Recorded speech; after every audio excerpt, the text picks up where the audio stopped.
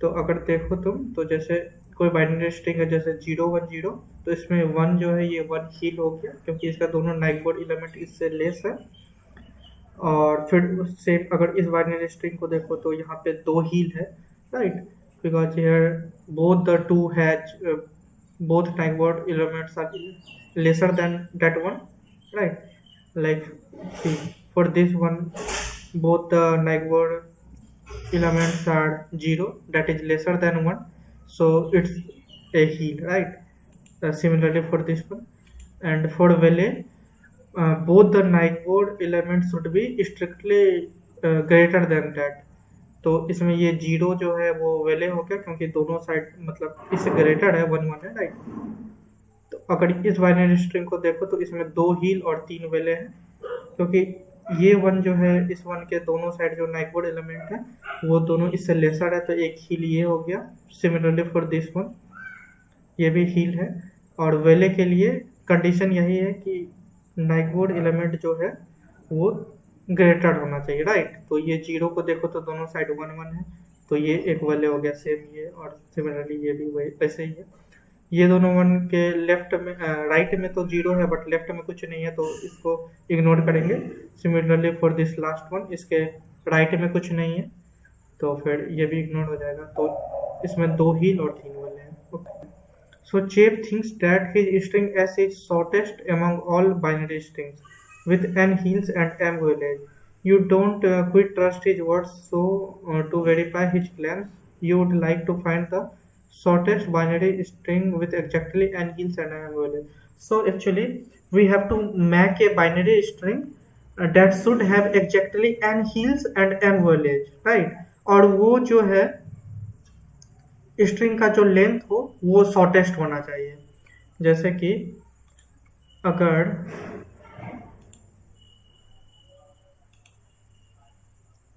जैसे 1 0 0 1 0, ठीक है। तो जैसे देखो इसमें कितना हील है, बस एक हील है ये 1 वाला, राइट। लेकिन ये स्ट्रिंग का लेंथ कितना है 5, तो हमको ये नहीं चाहिए। अगर स्ट्रिंग में एक ही हील है तो ये काम हम लोग एक 3 डिजिट बाइनरी स्ट्रिंग से भी कर सकते हैं, राइट। इतना बड़ा बाइनरी स्ट्रिंग लिखने का कोई सेंस ही नहीं बनता है। तो वही बोल रहा है हम लोग को क्वेश्चन में कि जो स्ट्रिंग का लेंथ होना चाहिए वो शॉर्टेस्ट होना चाहिए। तो 0 1 0 मतलब कि एग्जैक्टली स्मॉलर होना चाहिए, मतलब ऐसा बाइनरी स्ट्रिंग चाहिए जिसमें एग्जैक्टली एन हील्स और एम वलेज हो और उसका जो लेंथ हो वो शॉर्टेस्ट होना चाहिए। जैसे ये दोनों बाइनरी स्ट्रिंग में बस एक हील ही है, वलेज तो है नहीं, तो दोनों आंसर हो सकते हैं, बट हम लोग को क्वेश्चन में शॉर्टेस्ट वन वाला आउटपुट करना है, right. Okay, so see what approach I have used here. So हाँ या n is number of hills and m is number of valleys. तो सबसे पहले क्या करना है कि अगर हील और वलेज, ठीक है, हमको अगर सेम चाहिए, मतलब अगर 4 हील चाहिए और 4 वलेज चाहिए, तो उसके लिए कुछ करना ही नहीं। उसके लिए सिंपली जो होगा 0 1 0 1 को तुम जितना टाइम चाहिए उससे एक ज़्यादा टाइम एक स्ट्रिंग में इनपुट लेते चलो। तो अगर 3 हील्स और 3 वलेज चाहिए तो 0 1 को हम लोग एक स्ट्रिंग में 4 टाइम्स इंसर्ट कर देंगे, तो उसमें होगा। जैसे इसमें देखो इसमें 3 हील है, एक ये एक ये एक ये 3 हील, और यहाँ पे 3 वलेज हैं, दिस 0 एंड दिस 0, राइट। तो अगर नंबर ऑफ हील्स और नंबर ऑफ वलेज सेम है तो सिंपल कंडीशन है कि एक एम्प्टी स्ट्रिंग लो और उसमें नंबर ऑफ हील्स +1 टाइम 0 1 को अपेंड करवाते जाओ, ठीक। सो अब देखो उसके बाद जो है अगर नंबर ऑफ हील्स ज़्यादा है और नंबर ऑफ वलेज कम है तो उसके लिए क्या अप्रोच करेंगे। और फिर तीसरा कंडीशन है हम लोग का, अगर नंबर ऑफ वलेज ज़्यादा है और नंबर ऑफ हील्स कम है तो उसके लिए क्या अप्रोच करेंगे। तो सेकेंड केस देखते हैं हम लोग, अगर नंबर ऑफ हील्स ज़्यादा है तो नंबर बाइनरी स्ट्रिंग हम लोग कैसे बना सकते हैं, या तो 0 1 0 1 करके अपेंड करवा के, या फिर 1 0 1 0 करवा के। तो अगर सेकेंड केस में नंबर ऑफ हील्स ज़्यादा है तो क्या सही अप्रोच रहेगा, 0101 करके लेना या फिर 1010 करके लेना? तो इस चीज को तुम लोग सोच सकते हो। जैसे देखो,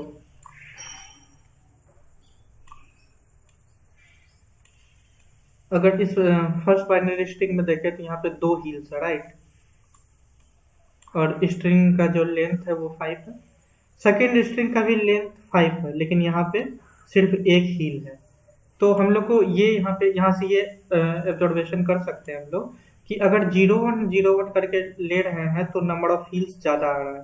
तो इसलिए अगर नंबर ऑफ हील्स ज़्यादा है तो 0101 वाला लेना ज़्यादा सही रहेगा। इससे हम लोग को एक शॉर्ट बाइनरी स्ट्रिंग में ज़्यादा नंबर ऑफ हील्स मिलेगा। That's why I have written this. उसके बाद क्या कर रहे हैं, उसके बाद देखो सबसे मेन अप्रोच जो है वो ये है कि सबसे पहले एक स्ट्रिंग बनाओ, ठीक है, एक स्ट्रिंग लो इनपुट, और उसमें 0101 करके अपेंड करवाओ minimum number of time. Like अगर दो जैसे एन और एम में पहले देखो कि मिनिमम कौन सा है, राइट।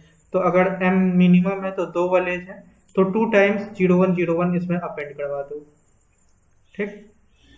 इससे क्या होगा, इससे हम लोग को हील्स मिल जाएगा, वलेज मिल जाएगा, एक हील और एक वलेज मिल जाएगा। और उसके बाद फिर क्या करेंगे हम लोग, निकाल लेंगे कि कितना लेफ्ट बच रहा है।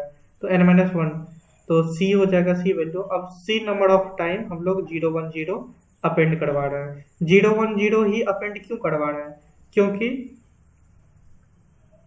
क्योंकि हमको तो बस अब हील्स चाहिए ना। जैसे देखो इसमें हम लोग का रिक्वायरमेंट क्या था, 2 वलेज। तो 2 वलेज के लिए हम लोग को एक वलेज यहाँ पे ऑलरेडी मिल चुका है। अब जैसे 010 हम लोग अपेंड करवाएंगे तो एक वलेज तो और यहाँ बन जाएगा ना। यहाँ पे अगर 010 आएगा, 010 तो एक वलेज तो और यहाँ पे बन गया, तो 2 वलेज तो हो गया। लेकिन उसके बाद जितना भी 010 आएगा, इससे क्या होगा, बस हील्स क्रिएट होते जाएगा। only hills will be created, no village will be created now, see, only hills are created। तो अप्रोच क्या था कि मिनिमम नंबर ऑफ टाइम्स एक एम्पटी स्ट्रिंग में 0101 अपेंड करवाते चलो, और उसके बाद जो बच गया रेस्ट एक फोर लूप चलाओ इंट आई से लेकर के सी टाइम्स तक, और उसमें 010 ऐड करते चलो, और तुम्हारा जो फाइनल स्ट्रिंग होगा उसमें एक्जेक्टली 4 हील्स 2 वलेज होगा। जैसे देखो यहाँ पे 0101 यहाँ पे आ गया। उसके बाद हम लोग यहाँ पे जैसे 4 - 2 कितना होगा, 2, तो 2 टाइम्स 010 मैंने यहाँ पे ऐड किया। तो इसमें देख सकते हो 4 हील है और 2 वलेज है, राइट।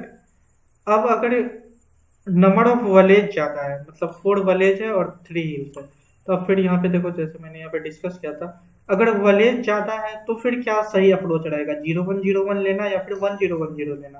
तब 1010 लेना सही रहेगा, क्योंकि if you see in first string we have only 1 valley, right, and length of first string is 5, but in second string we have 2 valleys, and here also length of string is on 5 only, right। तो same length पे हम लोग को 1010 लेने पे ज़्यादा number of वलेज मिल रहा है। तो if we have to give output as string in which they are asking for more number of वलेज, then we will go for 1010, right। तो यहाँ पर मैंने वही काम करना है, एक एम्पटी स्ट्रिंग लो, उसमें 1010 minimum number of time append करवाओ। लाइक यहाँ पे मिनिमम नंबर ऑफ टाइम क्या है, 3 और 4 में मिनिमम 3 है, तो 3 नंबर ऑफ टाइम पहले 1010 डाल दो। उसके बाद फिर सब्ट्रैक्शन कर लो, मतलब कितना बचा, 4 - 3 1, तो फिर एक लूप चला, और जितना नंबर ऑफ टाइम यहाँ पे बच रहा है उतना नंबर ऑफ टाइम 101 अपेंड करवाएंगे। 101 अपेंड करवाने से ये होगा कि only valleys will be created, no hills will be created. जैसे देखो यहाँ पे अब जितना भी क्रिएशन हो रहा है ये वलेज ही है, बस हिल्स क्रिएट ही नहीं हो सकते, क्योंकि यहाँ पे देखो 1 है तो 1 के साइड में लेफ्ट साइड में 1 है और इधर 0 है। बट हिल्स का कंडीशन क्या है कि बोथ द नेगबोर्ड elements should be strictly smaller than that. तो 1010 करवाए और हम लोग का फाइनल आउटपुट ये आ गया। So here is code of this problem. See, first of all, I have taken input of both n and m.